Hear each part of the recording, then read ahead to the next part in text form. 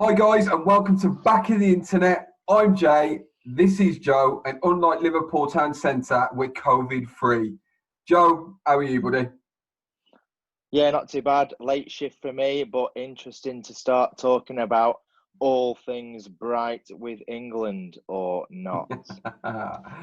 Super. Well, England have crashed out, have lost 1-0 tonight to Denmark to a penalty with not one but two sendings off. One of them being Slabhead, which we discussed in the last game, needs a fucking break. And second of all, Reece James at the end for dissent. Bright and beautiful, you say? That was my turning like Maguire. If you just No, it's too quick, mate. Way too fucking quick. England. Reasons to be negative, Joe, because you have a bit of a darker outlook than I do. Yeah, well, I think the only positive I can give England is there is a lot of youth coming up, isn't there? There's a lot of young players potentially going to break through in the Premier League that are English. So that's a positive. The negatives, since I've been watching England, we can never put the performances on the pitch, and it always seems to backfire. I'm sick of watching Gary Southgate because he sets up so defensively. We've got all these pacey players potentially for England and what they could give us, but then we don't see any of that in the actual friendlies when we should be seeing it in friendlies and these little cup competitions that are going on. But for some reason, we just don't. And I've given up on Gareth Southgate. He's boring the hell out of me. But realistically, with the players we've got, they should be getting the results out, week in, week out. But tell me something different. What's going on? Well, just to piggyback off the back of what you're saying about the future being bright, I've got a few little stats here because I like my stats. Yeah. Some of the youth players, and this is the reason why I'm a little bit more optimistic about England moving forward, are Phil Foden, he's 20, Mason Greenwood, 19, Rashi, he's literally only 22. Feels like he's been around forever. Hendo, keeper, 23. Joe Gomez, 23. DCL, 23. Trent, just turned 22. Declan Rice, 21. Mount, 21. Sancho, 20. Maddison, who I think will get a run eventually, 23. Hudson-Odoi, 19. Tamori, the centre-back for Chelsea, who I think is pretty mint, to be fair. He's 22, sorry. Tammy Abrahams, 23. And one of the oldest players that we've got on that list, so I tried to keep it 23 and under. Raheem Sterling's only 25. So we've got the nucleus, yeah, isn't it really? We've got the nucleus of a really young team. That gives me reason to be optimistic about the future because it's been a very long time since we've had a solid crop of players coming through. That I think, especially attacking-wise, when you look at the likes of Foden, Mason, Rashi, Dominic Calvert-Lewin, Sancho, all these players, Tammy Abraham even, are all attack-minded. So, like you say, and I totally agree, England need to play to their strengths. Once upon a time, we had an absolutely fantastic fucking team. We had a midfield of dreams. But we always lacked a little bit on the left. So we always sort of overcompensated with the right. Now, we've got a plethora of attacking talent. And like you say, we're playing ultra defensive. It boggles the fucking mind. So just for that reason, I'm optimistic about the future, but I totally agree with you. I think Southgate isn't the guy to take us forward. The fast, free-flowing football that we saw, even in the World Cup, it just seems to have just fucking dissipated. And I don't know why. Why, Joe? Why is it fucking gone? I can't. It was like yesterday, that wasn't it? The whole nation was behind England, and we actually fell in love with England again, didn't we? Yeah. It was an amazing journey. And I'm not going to lie, I expected to do Iceland. And then it all went tits up like it does. We're England supporters. It always goes tits up eventually, doesn't it? And I don't think Southgate knows his best team. I honestly don't think he knows. Like, there's word he's going to stick with Pickford, but how many mistakes is he going to let Pickford make for Everton before he drops him? And honestly, he plays too defensive, and I don't even know if he knows who his strongest 11 is. But Iceland was before that, wasn't it? And we had a chance against them. And then a couple of years ago, it was Croatia. We were 1-0 up. Whippy with just a fucking free kick. And then we just couldn't hold on. And if Harry Kane would have squared it, if he'd have fucking squared it, Andrew Dakin, if he'd have squared it, we'd have fucking pulled that game back. Was he captain the other night, Trippier? I don't even know. And this is what I mean. I usually don't miss an England game, but they become so fucking turgid to watch. Yeah, I know. I can't put myself through it. I watched tonight's game. Wasn't impressed. First half, we played okay. The sending off with Maguire changed the game. Then we hung on, and we looked like shit once again. Some really suspect fucking tactical substitutions. But it's standard, isn't it? It's standard. Like when Gerrard and Lampard couldn't play together, they were potentially the best midfielders in the Premier League of their generation, and yet we see all the players that England could potentially use, and you think to yourself, they should be running through teams. Denmark, they should be running through them. They should be leaving them for dead, but they just can't all play together. They can't gel as a team. You'd think, like you've said with the stats, that they're all the same kind of age. They should all be interacting well with each other, learning off each other. Yeah. But still, we're seeing them struggle to actually play a game of football together. And if we can't do Denmark, what chances have we got? Well, can I ask you something? You're talking about young players and creative players coming through, and you're talking about midfielders of our generation. One of them that's coming through right now, personally, is Jack Grealish. I think Jack Grealish is a fucking talent. He's finally getting his head screwed on. We were after him in the summer, if you believe reports. Do you think there's an agenda against Jack Grealish from Southgate with his lack of intent to play him? Yeah, 100%. I think he'll pick Mason Mount over Grealish 9 times out of 10. Why? I think you have managers who have players that they can rely on. I think Frank Lampard knows he can rely on Mason Mount to put a shift in. And I think Gary Southgate is going down the same line with that. I think he sees Grealish as a bit of a wild card. And I think Grealish he'll get game time for England. But sadly, I think it'll be like last 10, 15 minutes. And I think it is just because his face doesn't fit. I'd happily have Grealish given an opportunity to actually do something for England. But sadly, I don't think that's going to happen. Well, he had another opportunity to come on tonight and change the game, and Southgate, in his infinite wisdom, decided against it. And I think it's starting to look now like Jack is going to be that England player, that one that he's singled out. Obviously, we don't know what goes on behind the scenes, but as a talent, and I mean, this is something we're going to go into in a minute when we look at other people's teams and what their best 11 are. Grealish features heavily in 90% of the teams, regardless of if we're attacking or defending. Grealish is there, so I think that's something for Southgate to look at and definitely to change with England, because there has to be a change. I feel if we're going into these tournaments and we're still picking players that we think are reliable but aren't actually doing the job, I think we're in trouble.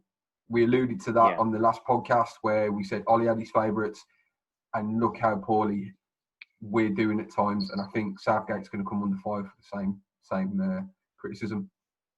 Yeah, definitely.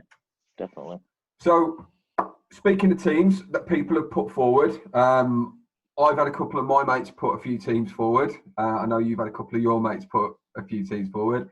Saw one of the teams from one of your mates. Suspect is a fucking understatement. But Joe, do you want to run through a few of the teams that have come your way? Right. So I'll start with what team I see the future holding for England. So I know we have Pickford in net at the moment. He seems to be the number one. I don't think it'll be Pickford for much longer.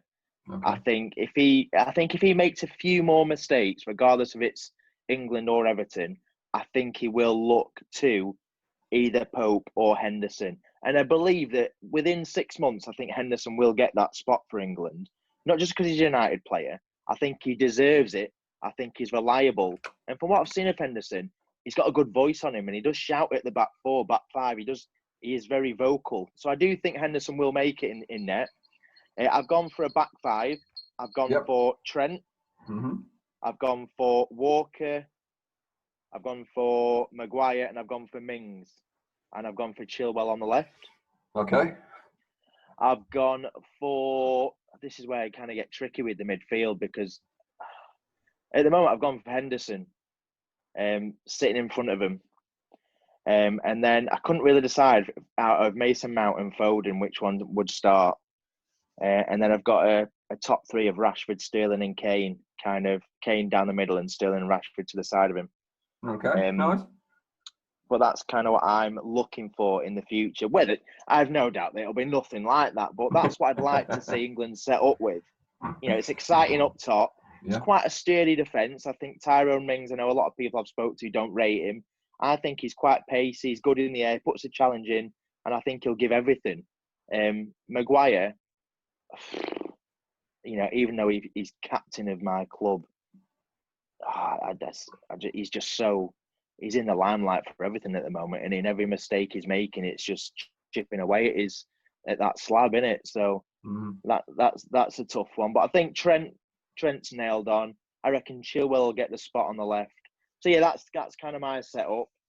But as I told you before, and I sent you the message of what my mate went for, very different lineup completely. He's gone for Pope in net. He's gone for Trent, Chilwell, Gomez, Maguire was in there. He did go for someone else at the back. I've forgotten who it was. But his midfield was Mount. His midfield was Mount, Rice, and Foden, which I will never see England rocking up with that. I can't imagine it. But it's a quite solid midfield, but I can't see it happening. And Kane and Sterling up front, they're going to start, aren't they? They're your bankers for England. I can see that happening. But, you know, we can guess till the end of the days, can't we, what the team's going to be. He's going to change it every week. As I said, he doesn't know what his strongest 11 is. But what have your lot come up with? Right, so I'll start with my teams, and then I'll move into some of my mates. So I've gone with two. First of all, my attacking, I've also gone with five at the back. Five at the back, three at the back, maybe. Five in midfield. Wing backs. Yeah, so I've gone with Hendo, Trent, Gomez, Cody, because I think Connor Cody is really starting to show his mettle. Also hit the post tonight, so I was unlucky. Mings, Chilwell. In midfield, I've gone with Henderson and Grealish. Hendo's got to be there. He's literally the linchpin. When he's not in that England team, England's midfield looks ragged. He's a baller, isn't it? To be fair to him. And then up top, I've gone with Sterling, Kane, and Rashi. Sterling sitting behind Kane and Rashford up top. So that's my attacking team. Defensive, I've got four at the back. I've gone with Trent, Connor Cody, Mings, Chilwell. I've gone with Hendo and Rice sitting. Sancho, Sterling, Rashi, and Kane up top. So. See, Sancho does look like he's putting about 3 stone, doesn't he? I think he moved like. I think he's been promised a move to United, and he's just thought, you know what, fuck it, I'm just going to eat whatever I want because I'm not going back to Dortmund. And then United have bottled it, and he's thinking, shit, I'm going to have to actually get fit again and play for Dortmund. Mate, what was your metabolism like at 20? Fucking hell. I was ripped to pieces, wasn't I? Nah, of course you were, you big bastard. And some of the teams that come forward. First of all, I want to start with an absolute howler from Lum. He's put Pope, Trent, Walker, Mings, Gomez, Chilwell, Hendo, Grealish, Mount, Rashford, Kane, and Sterling. The reason why this is a howler, Joe, is because he's playing a brand new formation that has 12 players. Oh wow! Yeah. I was going to say there's a lot of defenders in there. Thinking outside the box, clearly wants to win a tournament at any cost. Yeah. What is it with Pope? What is it with people going for Pope? They're not the only ones. So who else? Bates, Pope, Trent, Maguire, Mings, Chilwell, Hendo, Rice, Rashford, Grealish, Sterling, and Kane up top. Deek's gone with Pope, Maguire, Connor Cody, Mings, Trent Alexander-Arnold, Chilwell, and Henderson and Grealish, and up top, Sancho, Sterling, and Kane. Jacko's also gone with Pope, Trent, Maguire, Mings, Chilwell, Rice, Henderson, Sancho, Grealish, Rashi, and Kane. And Reese has gone with Pope as well. Trent, Gomez, Mings, Chilwell, Rice, Hendo, Sterling, Grealish, Rashi, and Kane. And the last one is from Sean. And as we've got no Pickford fans in here, he's gone with Pickford, Trippier, Mings, Gomez, Trent, Phillips from Leeds, Grealish, Hendo, Sterling, Sancho, and Kane. Yeah. Phillips he's quite a decent player, Phillips. I think down the line he might get his shot, but I don't think it'll be yet. Do you think he goes ahead of people like Henderson and Declan Rice, though? Even Eric Dyer at this point, another one of Southgate's favourites. Yeah, I think Henderson and I think Rice. I think they'll be starters for Southgate. Yeah, he seems to love Declan Rice, doesn't he? Declan Rice, I'll be honest, when I've watched West Ham, he goes under the radar loads. He's the sort of guy that sort of he's a bit like Michael Carrick, but slightly more dynamic. Like he looks for the passes, he covers the space, he will move the ball around. Maybe he looks good in a West Ham team, but West Ham is starting to look good, and he still looks. What do you think? What do you think of this? I was listening to Talk Sport on the way to work this morning, and they were saying that Chelsea should sign Declan Rice because he would be an upgrade on N'Golo Kante. What are your thoughts? Tell you what, it's a hell of a statement, isn't it? That.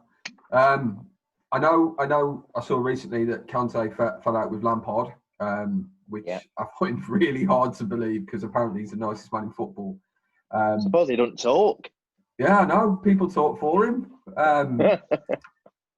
So, as it stands at the moment... it was 2 years ago, and we were saying N'Golo Kante was the best holding midfielder in the world. Oh, mate, without a doubt.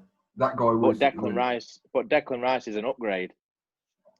It depends on the system, I suppose. It's a bold statement. It is. It depends how Chelsea would deploy him, because obviously he wouldn't be playing the N'Golo Kante role. I don't think they actually have a player that really plays that role at the moment. They've got a lot of sort of these creative midfielders. I mean, they've got Kovacic, who's quality. Jorginho seems to have picked up where he needs to. They've got the likes of Mount. But an upgrade on Kante, I don't know. No, it's a tough one. One thing I'd like to try and get. It's not. Can I just make it clear? It's not. It's not an upgrade, but definitely. It's all system led. That's why I'm scratching my head a little bit. Yeah, I mean, the only thing I can look at, Declan Rice does get up the pitch, and he does have he has a goal, doesn't he? He's got a shot on him. Kante likes to kind of pass it around and then kind of hold the defence, and he'll retreat, won't he? And he lets the attackers and midfielders do their bit. But upgrades. I'm not having that. Do you think some of it is because how Kante was deployed under Conte? That at times he was playing as a number 10, at times he was playing at the CDM. He ended up with a really bad injury. His game was sort of taken away from him, and now he's trying to get back into the Chelsea team. And maybe Frank's looking at him and thinking, do you know what? Me personally, I don't trust you. Possibly. Which is crazy. Like you said, 2 years ago, best holding midfielder in the world. Yeah. And I think Kante, he just doesn't fit into Lampard's system going forward. No. I think he splashed out all that money, and I think we're going to see more of Havertz playing in Kovacic and Jorginho. And I think Kante, I just don't think he wants that from his Chelsea team. Yeah, Pulisic and Werner, and Yeah, exactly. There's no room for him. Which opens up the door for maybe us, because we're in fucking dire need of a holding midfielder. I'd take him. We're all right. We've got McTominay. We'll be fine, mate. Oh, mate, I'm surprised you didn't say Fred. I know you've got a fucking proper admiration for Pastor Fred. Yeah. I'd like to get some feedback from some of your mates if they can put in the comments what it is about Pope that gives him the shot as the number one for England. Because I see Pope, he's very tall, isn't he? Is it because he's a good shot stopper? Is it he's good hand-eye coordination? Because I think I know he's got a mistake in him. He's a good shot stopper. I think Henderson leads from the back. He can direct the back four. I'd like to know, because I didn't think of Pope, but I don't see him as an England number one going forward. I don't think he'll be selected. I might be wrong, just my opinion. But it'd be nice to hear from some people and for them to say why they think Pope and why they think they give him the number one. Well, I think when we restarted the Premiership, I mean, even leading up to it, Pope was pretty solid. Burnley have always been a pretty solid unit at the back, but I think since the start of the season, he hasn't looked overly great. He's made a couple of nightmares, hasn't he? Yeah, but again, everybody has defensively. I think the Premier League's been at its poorest since the start of the season. We shipped 6 and then Liverpool shipped 7. You know, we had a really good defensive thing last year where we didn't concede many goals. I think we conceded 3 less than Liverpool. We've already started off terribly. So for all the pelters Maguire got last year, we actually did shore up the defence because it was a lot better than the year before. But I think going back to Pope, he seems to be, especially the consensus here, that he's going to be in the number one, and they must see something in it. So lads, if you can put something in the comments and let me and Joe know why. I haven't watched enough of Burnley to say that, but Pickford, on the other hand, I have watched enough of, and I think he's error prone. I think he's erratic, to say the least. He flaps like fucking mad. Like his arms go everywhere, his legs go everywhere. He can't catch the ball. No, do you know what he reminds me of? You know when Peter Schmeichel used to come out the box and he used to be like open himself up and be wide and he'd be like an eagle, wouldn't he? He was, but he picked his moments to do it. Whereas Pickford will do that for a fucking pass back. Yeah, I think I was watching the game the other day. The ball came over the top, and I think it was going to hit the bar. It was just going to go wide, and he jumped up and he's got one hand here, one hand over here. His legs are fucking akimbo. It was a simple save. He could have tipped it over the bar, but what's that chemistry style in FIFA? Is it Cat? Last year. Yeah, that's what it reminds me of. He's literally a fucking human chemistry style.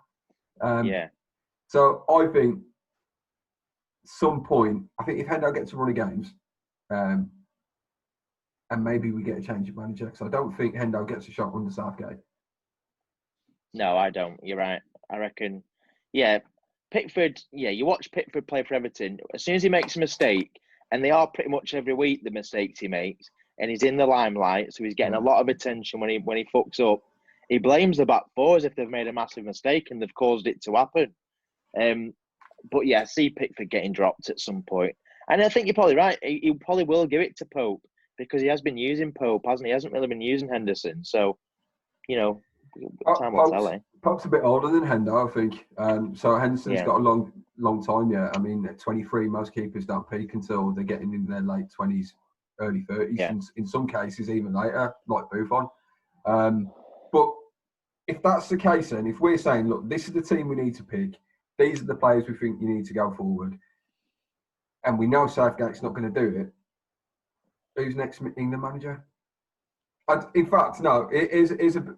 We'll do this 2 ways. Who would you like to be the next England manager, but who do you think is going to be the next England manager?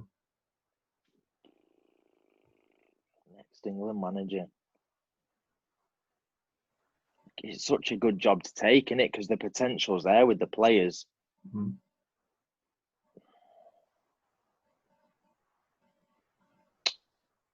I don't know. I could put a cracking shortlist together at some point, though. Sorry, I put you on the spot. I'll tell you who I would like as an England manager. Brendan Rodgers. Yeah, he's got the potential. I think he'd work really, really well with these young lads. Yeah. And get the best out of them. So, I mean, I'd add him to the shortlist. Who I'd want to be England manager is fucking Jose Mourinho, mate. I would love Jose to be England manager. I think at one point he might have. England are that way out that they'd probably give it to someone like Eddie Howe. You could see it. Gary Southgate, they'd probably bring in Eddie Howe. Good shout. Didn't even think about that. Eddie Howe's not working at the moment, is he? No, I could see that happening. What about Dean Smith at Villa? I like Dean Smith, and I think he's going to have a decent season with Villa this year. Or you could say Chris Wilder, couldn't you? There's a lot of them knocking about that I reckon would want to have a go at the England job. I think Chris Wilder's too much like Sam Allardyce. I think he's you know, not the way he necessarily plays football, but just his demeanour. I think he's too much of a. He's the sort of guy that goes down the pub and has a beer here, and I think that's why Big Sam sort of bring back Big Sam. He's got a great England record. yeah, I think that's why Big Sam got you know what I mean, got binned off. I think the FA look at the managers and obviously they want yes men. We've tried going abroad. We tried with Capello and Spain. We tried the likes of like Terry Venables. Terry Venables is another one that had a fantastic crop of England players that never reached their potential, and ultimately he paid the price. Then we got Glenn Hoddle, who was an absolute fucking Fruit Loop. So I don't know. Me personally, I think a steady manager that's good with young talent that really takes forward is Brendan Rodgers. Yeah. Would he leave Leicester though? Probably not, and I don't think he'll do a bad enough job to get sacked either. I think he's brought in some shrewd signings this season. Do you know what? It might all hinge on Jamie Vardy if they're ever able to replace him. Because if Vardy ends up getting injured, and he's cracking on now. What is he? 33? He is, yeah. 33 years old, isn't he? He's up there. He's up there. They're going to have to replace him at some point. They've just given him a new contract, haven't they? It's because he keeps banging in penalties, mate. You can't argue with Golden Boot, can you?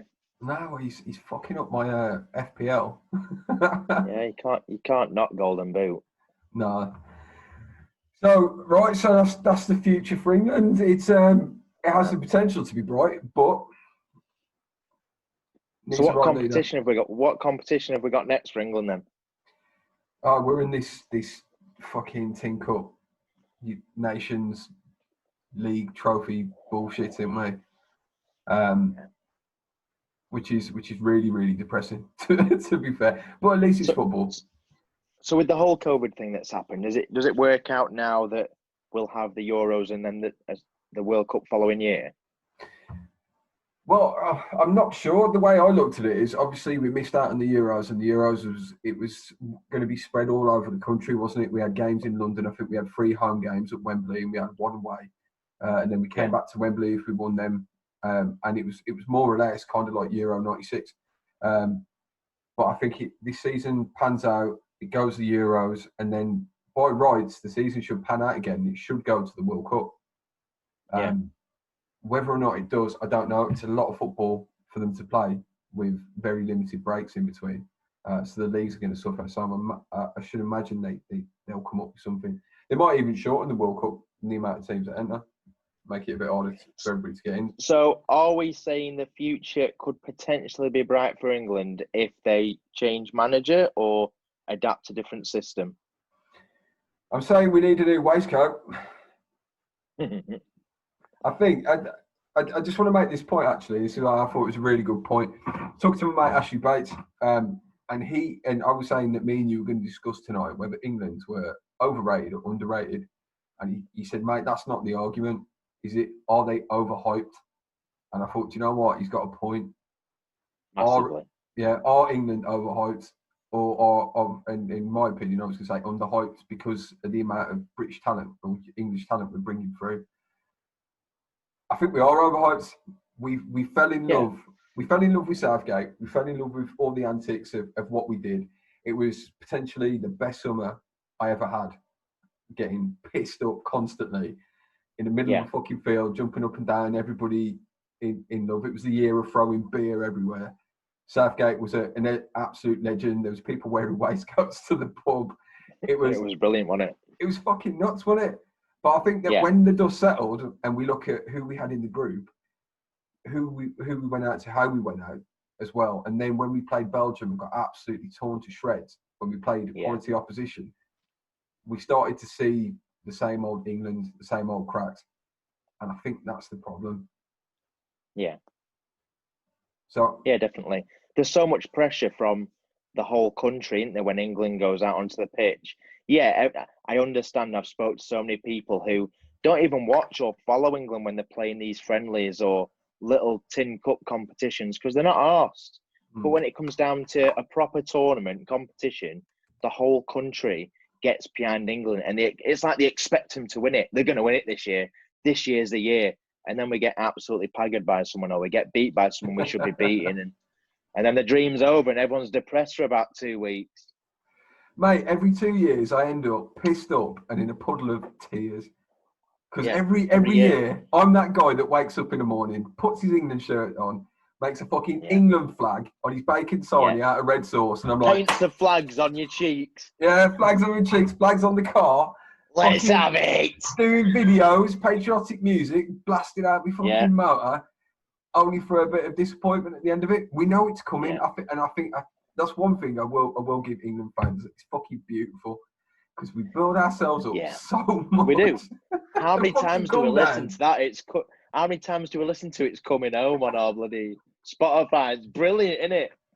Sitting there on your lunch break and you're trying to fit the current England team's name into the fucking into the song. It's all that, and everybody's buzzing, everybody's having a laugh. I was wearing my England shirt to work, because England were playing later, and so was everybody else. It was nuts. Yeah.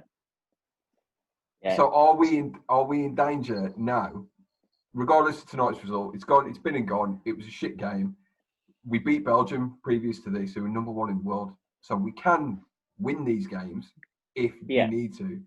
So are we in danger of overhyping these younger players, or like certain players, like your Calvert-Lewins, your Phil Fodens, your Mason Greenwoods? Are we not hyping them enough?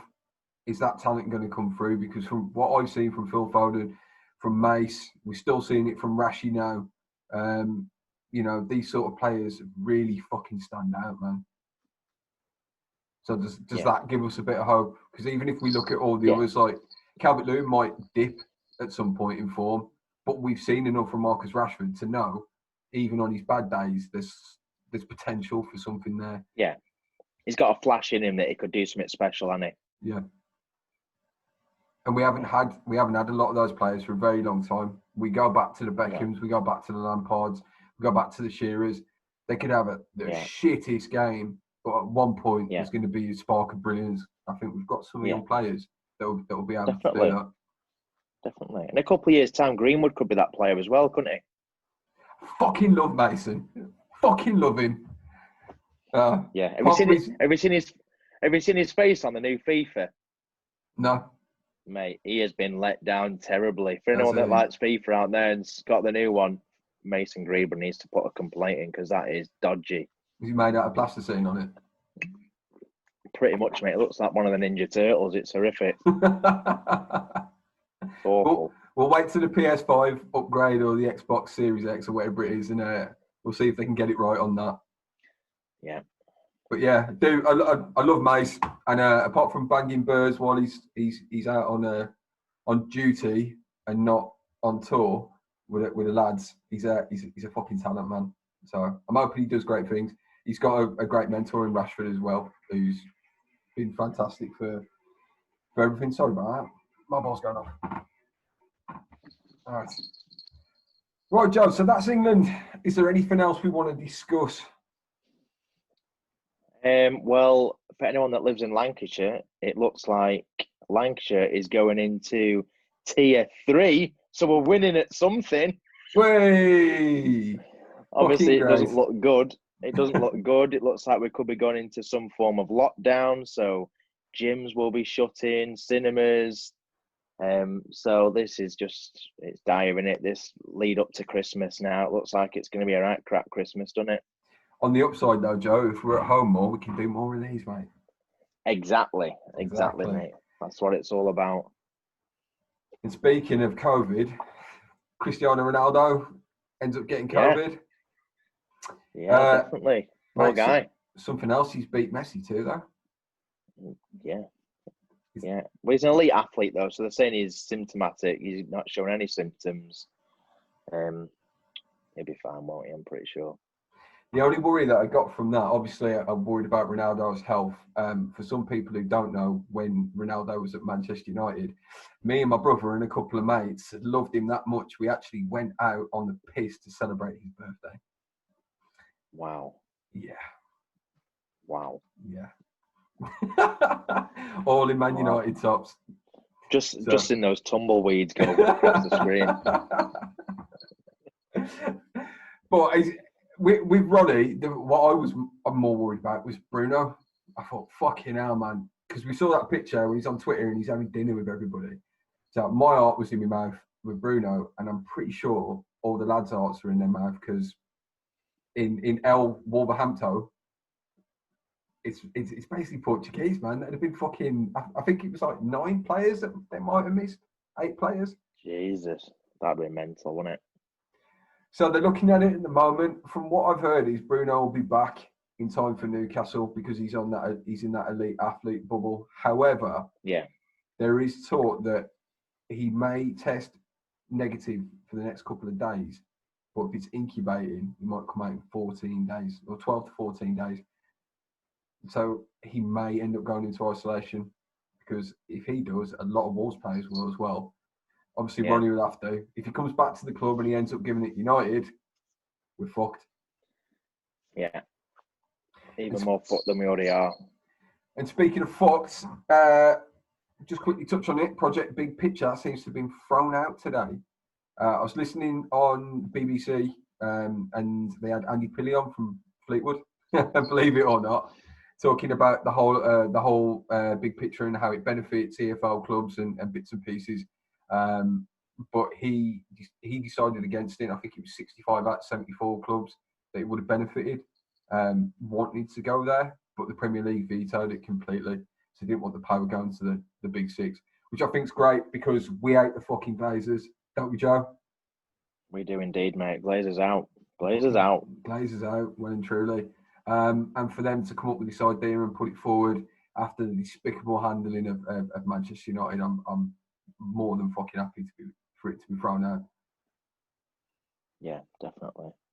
But we're going to do a bit of a chat, aren't we, at some point about the Newcastle game coming up? Yes. So for the next one, we're gonna have a guest, didn't we?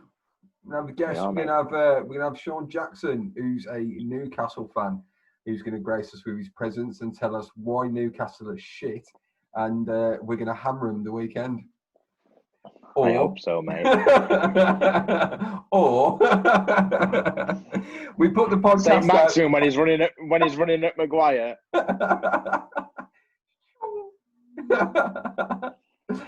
Oh God. Or we get fucking hammered, but we'll put it out. We'll put it out Friday night. The game is Saturday. It'll be interesting to see what we think and what actually happens. Sean's already asked me a few questions. He put one forward. He wanted to know what our team is or what team we think we're going to play. So if we come up with our team, Joe, for the next one, he's picking his team. I don't think he's got a lot to pick from, to be honest. I think Newcastle have got about 12 players, haven't they? So Steve Bruce will get a kit on. And he's going to come on. He's going to tell us a little bit about why he thinks John Joe Shelby is the greatest English midfielder of this generation. Mate, Carroll will do us as well. I'm telling you, he'll do Maguire. Andy Carroll is going to do Maguire. There it is. I've put money on it. Mate, this will be the game. He'll do him for pace. He'll do him for pace. This is the game where Joe Linton bags a brace or a hattie. A £40 million shocking Brazilian fucking useless bastard will probably get a couple of goals against us. I'm fucking dreading it, and it's Newcastle. We've still got Chelsea. We've got PSG after that. Fucking PSG. That's going to be a game and a half in it. There's going to be some goals in that. We're going to get hammered. So for the PSG game, maybe we do. Maybe we record the video while we're watching it, and for every goal PSG score, we have to do a shot. So that'd be a laugh, wouldn't it? Bring a big fucking bottle. Okay. We'll also do a shot for every time they talk about how Man United beat PSG with that Rashford penalty. Yeah. Because I imagine. It's just that the thought of Di Maria rubbing it in our faces, that makes me sick, physically sick. Mate, he must be salivating at the prospect of this. Oh, God. And I think we're going to see Cavani as well, aren't we? I don't know if we've seen him the weekend, but we'll definitely see him against PSG. Yeah, that'd be a nice kind of fairy tale, wouldn't it, if he bagged a couple of goals against PSG? While we're 7-0 down, yeah? Him and Igalo up top, banging him in for fun. Oh God! Right, so I can just imagine Dan James tracking back Neymar. Brilliant. Doesn't get any better, does it? Doesn't get any fucking better. Right, so that's all from us today. We're just going to keep it short. Thank you for joining us. That was Joe. I'm Jay, and we are back at the internet. See you later. Peace out. Into Sheringham.